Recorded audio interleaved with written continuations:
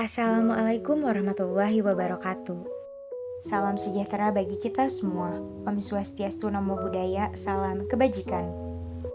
Gimana nih kabarnya teman-teman? Semoga selalu dalam keadaan baik ya. Oke, kami dari kelompok 1 akan menjelaskan materi tentang control issues yang terjadi pada penurunan bisnis atau usaha. Dibuatnya video ini adalah tidak lain untuk memenuhi ujian tengah semester mata kuliah Prinsip Manajemen dengan dosen pengampu Ibu Dr. Anda Mariati Tirtawiyata, MBA. Control issues di sini menyatakan bahwa bagaimana cara perusahaan mengendalikan masalah ketika mengalami penurunan dan mengontrol sebuah perusahaan hingga menjadi lebih baik. Selanjutnya adalah mengelola penurunan. Tantangan signifikan dapat datang dalam mengelola penurunan. Tidak ada yang suka gagal, terutama pengusaha. Namun, ketika sebuah usaha wirausaha menghadapi masa-masa sulit, apa yang harus dilakukan dan bagaimana penurunan berhasil dikelola?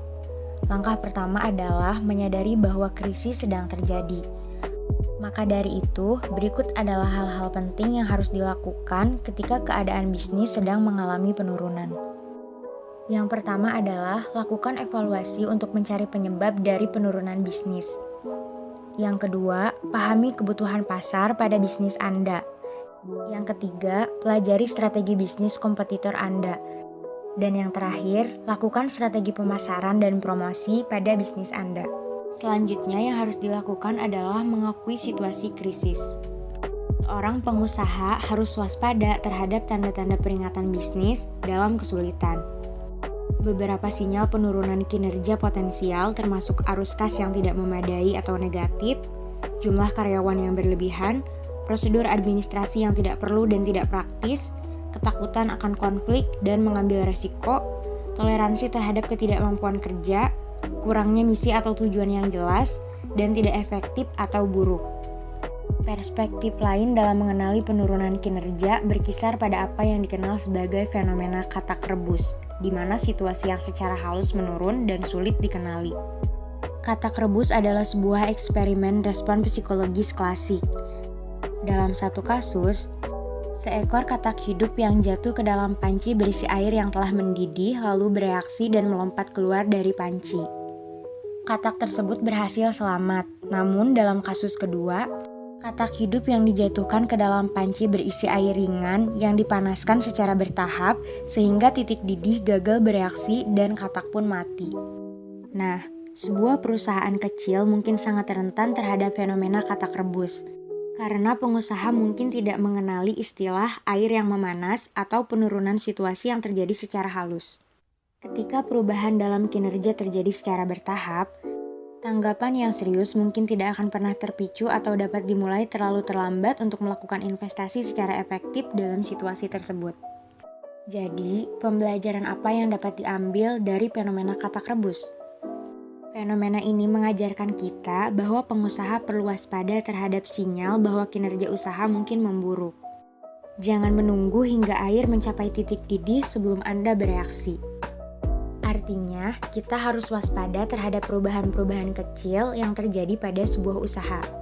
Dalam menjalankan sebuah usaha, ada kalanya perusahaan mengalami penurunan, menghadapi kehancuran, penolakan, dan krisis. Meskipun seorang pengusaha berharap untuk tidak pernah berurusan dengan kemerosotan dan krisis organisasi, mungkin akan tiba saatnya ketika seorang pengusaha mengalami hal tersebut. Tidak ada yang suka memikirkan hal-hal buruk atau berubah menjadi lebih buruk. Namun, hal itulah yang seharusnya dipikirkan oleh seorang wirausahawan sebelum hal itu terjadi. Sangat penting untuk memiliki rencana terkini untuk meliput krisis. Hal ini seperti memetakan rute keluar dari rumah Anda jika terjadi kebakaran. Seorang wirausahawan harus bersiap sebelum keadaan darurat melanda. Rencana ini harus berfokus pada penyediaan perincian yang spesifik untuk menyediakan aspek paling fundamental dan krisis dalam menjalankan usaha arus kas, piutang, biaya, dan utang. Selain memiliki rencana untuk mengendalikan arus masuk dan arus keluar, tindakan lain akan melibatkan identifikasi strategi khusus untuk memotong biaya dan menstrukturisasi usaha. Jika semua hal sudah diperhatikan saat bisnis atau usaha mengalami penurunan, maka yang harus dilakukan adalah mempersiapkan kenaikan atau pertumbuhan ulang usaha. Dan pengendalian untuk pertumbuhanlah yang harus diperhatikan. Pengendalian untuk pertumbuhan. Tantangan lain yang dihadapi usaha kewirausahaan yang sedang berkembang adalah memperkuat kontrol organisasi yang sudah mapan. Memelihara catatan keuangan yang baik dan kontrol keuangan atas arus kas, inventaris, data pelanggan, pesanan penjualan, piutang, utang, dan biaya yang harus menjadi prioritas setiap pengusaha, baik mengejar pertumbuhan atau tidak. Namun, sangat penting untuk memperkuat kontrol ini saat usaha kewirausahaan sedang berkembang. Pertumbuhan yang cepat atau bahkan pertumbuhan yang lambat tidak menghilangkan kebutuhan untuk memiliki kendali yang efektif. Faktanya, sangatlah penting untuk memiliki prosedur, protokol, dan proses yang ditetapkan untuk menggunakannya. Meskipun kesalahan dan ketidakefisienan tidak pernah dapat dihilangkan seluruhnya, namun seorang wirausahawan setidaknya harus memastikan bahwa setiap upaya sedang dilakukan untuk mencapai tingkat produktivitas dan efektivitas organisasi yang tinggi. Buat teman-teman, jangan lupa ya untuk di-like, comment, and subscribe video ini.